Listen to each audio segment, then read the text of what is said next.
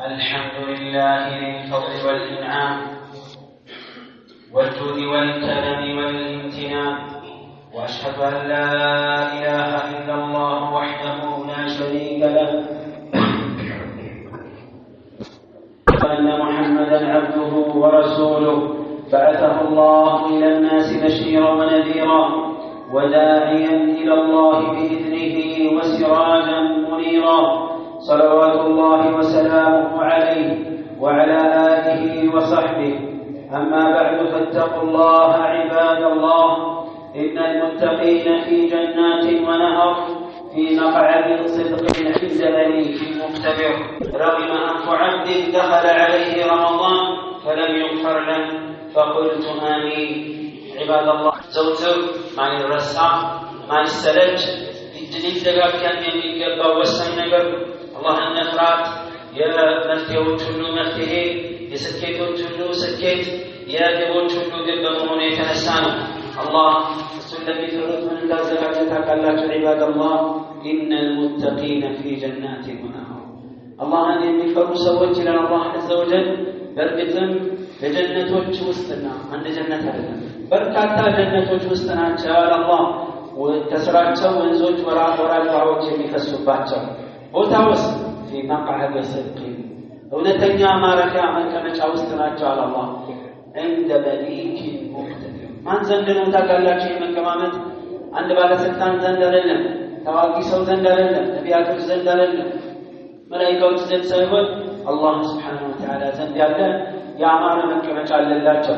ታዲያ ይሄን ያማረ መቀመጫ የፈለገ አላህን መፍራት፣ ለአላህ ታዛዥ መሆን፣ ለአላህ መንበርከክ ይሄ መልካም ስኬትና ውጤት ነው። عباد الله، የአላህ ኒዕማ በእኛ ላይ ብዙ ነው። ከነዛ ኒዕማዎች አንዱ ረመዳንን በሰላም በጤና በጸጥታ በመረጋጋት ውስጥ አድርጎ አድርሶናል።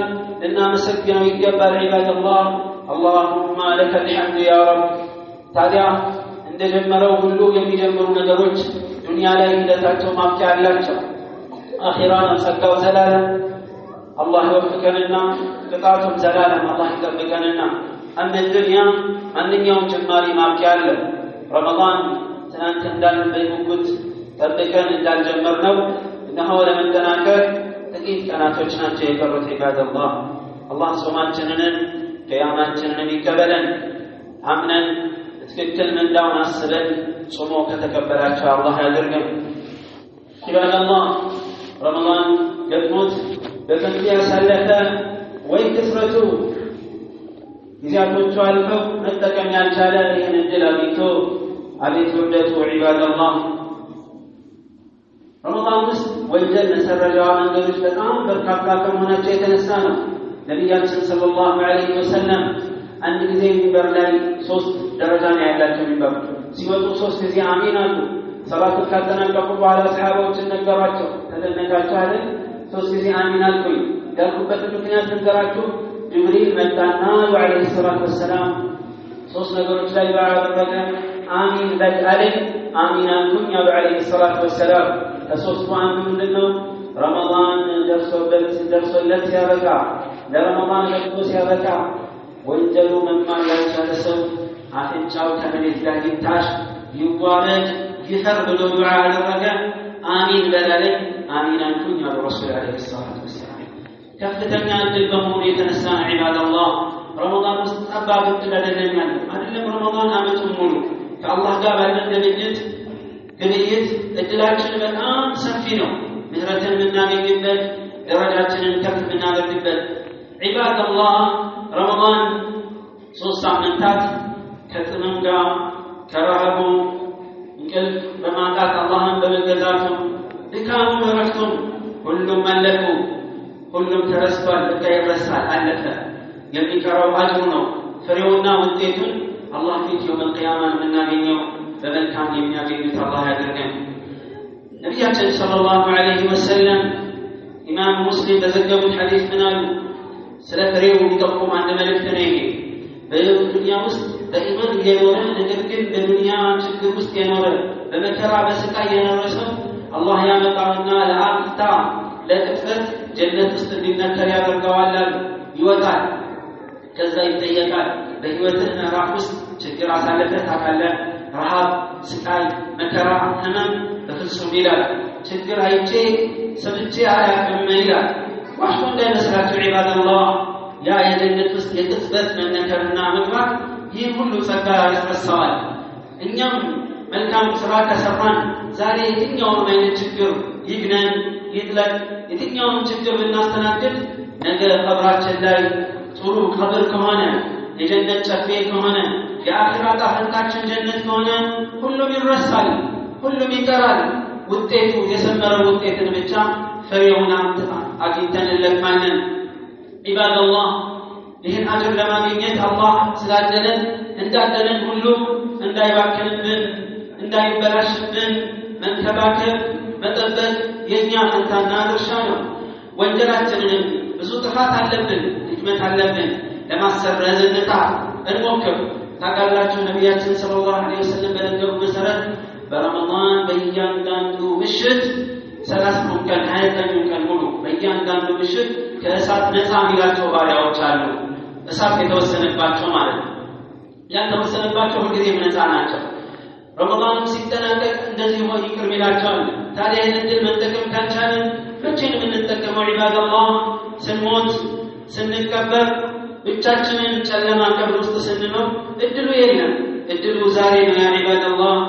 ዛሬ ባለንበት ዕለት የቀሩት ቀናቶችን በተለየ መልኩ ወንጀላችንን የማራገፊያ እድሉ ሰፊ ነው። ሐሰናታችንን የመጨመሪያ እድሉ ሰፊ ነው። ነቢዩ ሰለላሁ ዐለይሂ ወሰለም ለምሳሌ ወንጀል መማሪያ ሲናገሩ ረመዳንን የጾመ ለይሉንም የቆመ ለይለቱል ቀድርንም የቆመ ሶስቱንም ምን አሉ? ኢማንን ወሕቲሳበን በአላህ አምኖ ግዴታነቱን ተቀብሎ ሙእሚን ሆኖ እንደውም ከአላህ ብቻ ነው ማገኘው ብሎ አስቦ ያደረገ ምን ሆነ? غفر له ما تقدم من ذنبه ያለፈው ወንጀል ይሰረዝለታል አሉ ዐለይሂ ሰላቱ ወሰላም። ዒባደላህ ይህ ብቻ አይደለም። ዕለታዊ የምንሰራቸው ከዓመት ዓመት ከወር ወር ከዕለት ዕለት የምንሰራቸው ብዙ ወንጀል የሚያራግፉ ዒባዳዎች አሉ። ለምሳሌ ረሱል ሰለላሁ ዐለይሂ ወሰለም ምን አሉ? في الحديث الذي رواه البخاري من قال سبحان الله وبحمده سبحان الله وبحمده متوجز على سو بعد كنوس حطت خطايا وإن كانت مثل زبد البحر والجميع قد فلتال من قد تكمروا يا طهار عرفان يأكلم كمر يأكلم عليه الصلاة والسلام.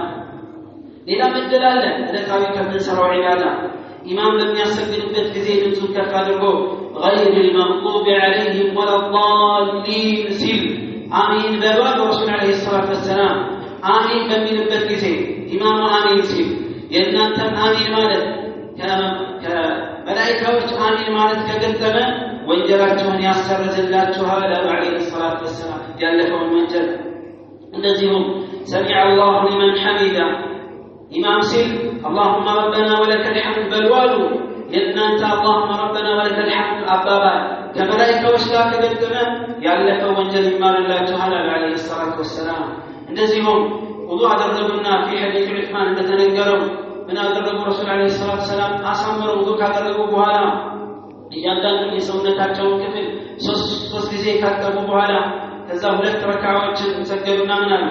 እኔ ያደረኩት አይነት ውዱእ አድርጎ ሁለት ረካዓዎችን የሰገደ ሰው አላህ ያለፈው ወንጀል ይምርለታል አሉ። ዑምራ አድርጎ የሚቀጥለው ዑምራ ሲያደርግ መሀሉ ያለው ወንጀል ይራገፍለታል። ረመዳን ያለፈው ረመዳንን ጾሙ የሚቀጥለውን ሲጾም መሀል ላይ ያለፈው ወንጀል ይራገፍለታል በማለት ነግረውናል። እነዚህ ሁሉ ማራገፊያ ዕድሎች አሉ። ዕለታዊ ናቸው።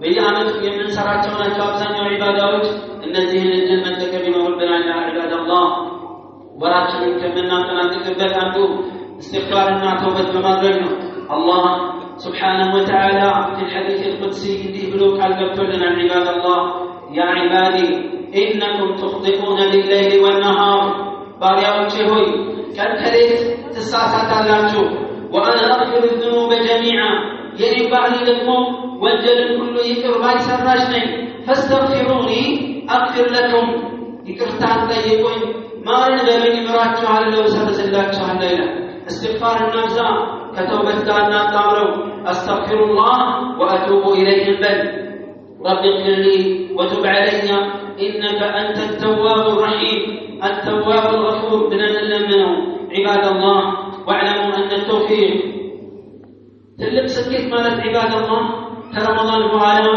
ይህን መልካም ባርነት መቀጠል ነው መቼም የኢማንን ጣዕም ከቀመሰ በኋላ አንድ ሰው የኩፍርን የኒፋቅን ወይም የወንጀልን ውርደት መቅመስ የሚፈልግ ሰው ያለ አይመስልም ዒባድ አላህ በኢማኑ ከላቀ በዒባዳ ከረካ በኋላ በወንጀል ውስጥ ማጠልሸት መፈት የሚፈልግ ሰው መኖር የለበትም ሙእሚን ሆኖ በዚህ ላይ ለመጽናት ኸይር ስራ ላይ መበርታት ብቻ ነው እርካታውን ጥማቱን እረፍቱን ያለውን መልካም ነገር ማዘውተር በእኛ ላይ ነው ያለው እናታችን ዓኢሻ ስለ ነብዩ አለይሂ ሰላቱ ወሰላም እንደተነገረን ነበር አንድን ስራ ረሱል ተሰሩ ይዘወትሩበት ነበር አለይሂ ሰላቱ ወሰላም ዒባድ አላህ በወሩ መጨረሻ ከተደነገጉት መሰረታዊ ዒባዳዎች መሃል አንዱ ዘካተል ፊጥርን ማውጣት ነው ነብያችን ሰለላሁ ዐለይሂ ወሰለም ዘካተል ፊጥርን የደነገጉበት ምክንያት ጾመኛን በጾም ውስጥ ሊከሰቱ የሚችሉ ግድፈቶች ስህተቶች ካሉ ያንን ማጽጃና ማረሚያ ለምስኪኖች መመገቢያ ይሆን ዘንድ ነው ያለው ከአገሩ እህል ዱቄትም ቢሆን ጤፍም ቢሆን ገብስም ስንዴም ቢያንስ 2 ኪሎ ተኩል በአንድ ሰው ይወጣል ዒባድ አላህ ከሁሉም ምርጥ የተባለውን መስጠቱ መልካም ነው ይህ ነቢዩ ሰለላሁ ዐለይሂ ወሰለም የደነገጉት ነው በነገራችን ላይ የተሰጠው ድንጋጌ ሁሉም ሙስሊም በግልጽ በነፍስ ወከፍ ይመለከታል ቢጾምም ባይጾምም ህፃን ትልቅም ባሪያ ጨዋ ወንዱ ሴቱ ትናንሾችም ሳይቀሩ ትላልቆችም ጭምር ሙስሊም እስከሆኑ ጊዜ ድረስ በጾም ላይ ዑድር ያላቸው እንኳን ሳይቀር ሁሉም ዘካተል ፊጥር ይወጣል ጊዜው ሰላት ከመሰገዱ በፊት መሆን አለበት መቼ ነው ግዴታ የሚሆኑ ከተባለ ነገ ዒድ መሆኑ ከተረጋገጠበት ዕለትና ሰዓት ጀምሮ ግዴታ ይሆናል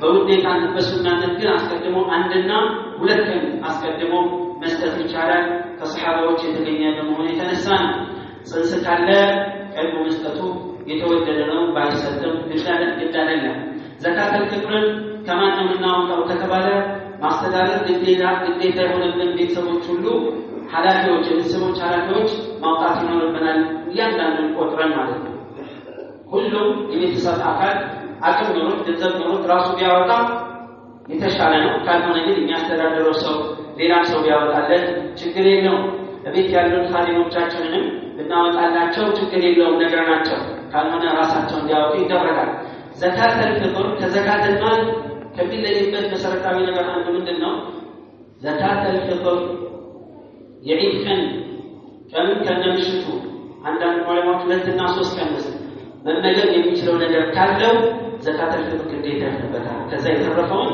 መስጠት ግዴታ ይሆንበታል የተፈለገውን ነገር መስጠት ካልቻለስ የቻለውን ያክል ይስጥላሉ ተጠቁላህ መስተጣዕቱ በገንዘብ ይሁን ወይ ሳይሆን ብዙ ውዝግብ ያስተናገደ በተለያዩ ዑለማዎች መሃል ኺላፍ ያስተናገደ ነጥብ ቢሆንም አህል ዒልም የተሻለ ብዙ ዑለማዎች የመረጡት ነብዩ ሰለላሁ ዐለይሂ ወሰለም ዘመን ገንዘብ እያለ ወደ እህል መዞራቸው ወደ ሚበላ ነገር መዞራቸው የራሱ ታርጌትና ዓላማ አለው ዘካተል ማልና ዘካተል ፊጥርን ማደባለቅ የለብንም ይላሉ ዑለማዎች አይ እነሱ ምናልባት ምግብ ሳይሆን የሚቸግራቸው የዛን ቀን መብላት መልበስና ሌሎች ነገሮች ሊሆን ይችላል በዘካተል ፊጥር ብቻ ለምንድን ነው ማለት ግዴታ ራሳችን የምናደርገው ሰደቃ ለምን አንተን ካሰብበት ፍቅር ከልብ ታዛኑ ባይደደም እንደሚባለው ከልባችን ከሆነ ሰደቃ ልንሰጣቸው እንችላለን ዘካተል ማል እንሰጣለን ዘካተል ፊጥር ዓላማው የዒድ ቀን ሳይራቡ ሳይጠጡ ሳይቸገሩ ያሳልፉ የአንድ ቀን የሁለት ቀን ብቻ ነው የተፈለገው ዘካተል ፊጥር ዘካተል ማል ግን ከዓመት እስከ ዓመት ሳይቸገሩ ያሳልፉ የተደነገገ ሁለቱም መደበላለቅ የለብንም ይሄ ላይ ማስነፍ የግድ ይለናል ዒባድ አላህ ዘካተል ፊጥርን ለአንድ ሰው ሰብስበን ብንሰጥ ችግር የለውም ምስኪን ፈቂር መሆኑ እስከተረጋገጠ ድረስ ለተለያዩ ምስኪኖችና ድሃዎችን አከፋፍለን ብንሰጥም ምንም ችግር የለውም ዒባድ አላህ ከሞላ ጎደል كرمضان أحكام كالتياس بينه يعلم أقول ما تسمعون وأستغفر الله العلي العظيم لي ولكم فاستغفروه إنه هو الغفور الرحيم والبر الكريم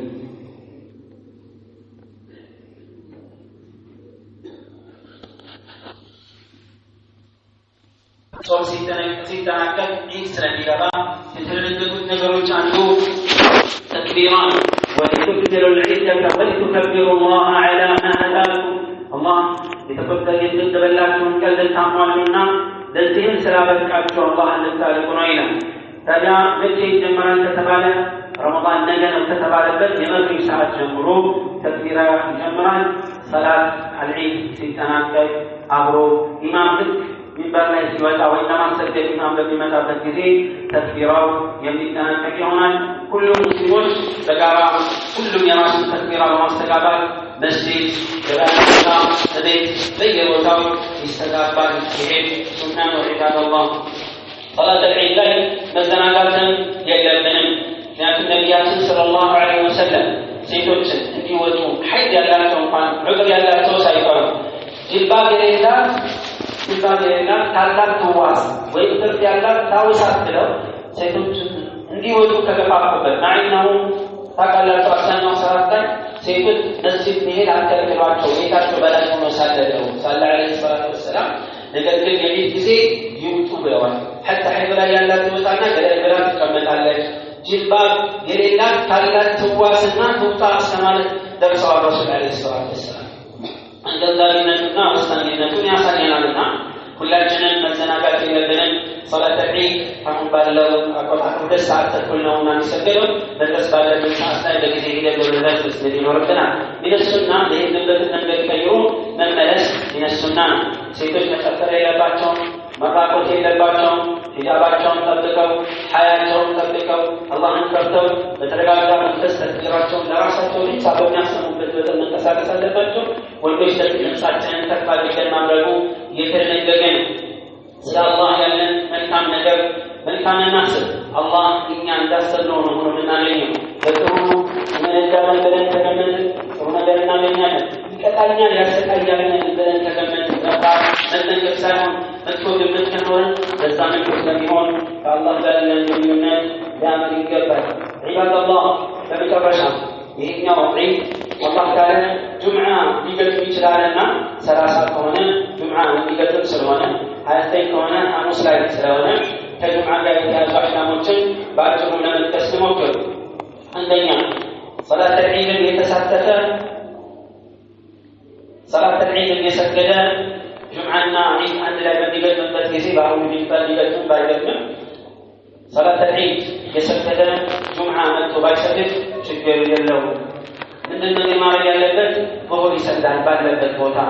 ይሄ ከነቢዩ ዐለይሂ ሰላቱ ወሰላም ከሰሓባዎቻቸው ከነ ዑመር ብን ዐፋን ከነ ዑመር ብን ኸጣብ ከነ ዑስማን ብን ዐፋን እብን መስዑድ እብን ዐባስ እብን ዙበይርና ከሌሎቹም የተገኙ አቋሞች ናቸው ረዲየላሁ ዐንሁም ጀሚዓ።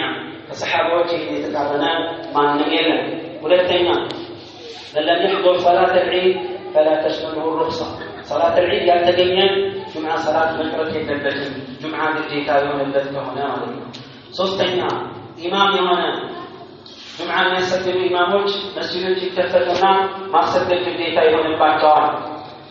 የመጣ ዒድ የተገኘ ደግሞ መገኘት ከፈለገ ሊገኝ እንደዚሁም ያልሰገዱ መስገድ ያለባቸው በመሆኑ የተነሳ ነው። ምን ይላል አህል ቁጥሩ በቂ ካልሆነ የመጣው ሰው ወደ ዙሁር ሊቀየረው ይችላል። መስጊዶች ላይ ከጁምዓ መስጊዶች ውጪ አዳን አይባልም።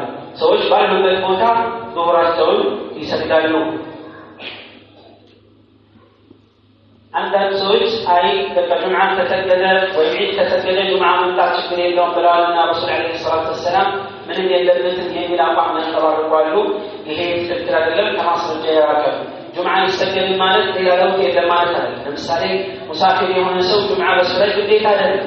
ነገር ግን አይ ጁምዓ ይሰረዝልሃል ይቀርልሃል አይባልም። ቀጥታ ዙሁር ነው የሚሰግዱ። ልክ እንደዚሁ ዑዝር የተፈቀደላቸው ሰዎች ዒድን የሰገደ ጁምዓ መስገድ ግዴታ አይሆንበትም ከተባለ አይ ምንም ሰላት የለብንም አይባልም። ወደ ዙሁር እንደሚመለስ ዑለማዎች ሁሉ አስቀምጠዋል። መስገዱ የተሻለ ዒድ ሲሆን ሌላ የምንሄድበት የለምና ተገኝተን ብንሰግድ አጅር ላይ አጅር ነው፣ ፈضል ላይ ፈضል ነው። አላህ ሁሉን ነገር ይወፍቀን። ጾማቸውን ከተቀበላቸው ሰዎች አላህ ያድርገን። اللهم اجعلنا ممن صام رمضان إيمانا واحتسابا واجعلنا ممن قام رمضان إيمانا واحتسابا حسابا، واجعلنا ممن قام ليلة القدر إيمانا واحتسابا، واجعلنا اللهم من المقبولين، وتجاوز عن ذنوبنا وتقصيرنا يا رب العالمين. اللهم اعتق رقابنا من النار ووالدينا والمسلمين. اللهم انك عفو تحب العفو فاعف عنا وعن والدينا والمسلمين، واصلح نياتنا وذرياتنا. اللهم ات نفوسنا تقواها وزكها انت خير من زكاها، انت وليها ومولاها. اللهم انا نسالك الهدى والتقى والعفاف والغنى، واكتب لنا شهر رمضان بغفرانك والعتق من نيرانك. اللهم صل على محمد وعلى آله وصحبه أجمعين، وارض اللهم عن الخلفاء الراشدين وعن الصحابة أجمعين وعن التابعين ومن تبعهم بإحسان إلى يوم الدين، وارض اللهم عنا معهم برحمتك ومنك يا أكرم الأكرمين. اللهم أعز الإسلام والمسلمين وأذل الشرك والمشركين، واجعل بلدنا آمنا مطمئنا وسائر بلاد المسلمين، واغفر لنا ولوالدينا ولجميع المسلمين الأحياء منهم والميتين. وآخر دعوانا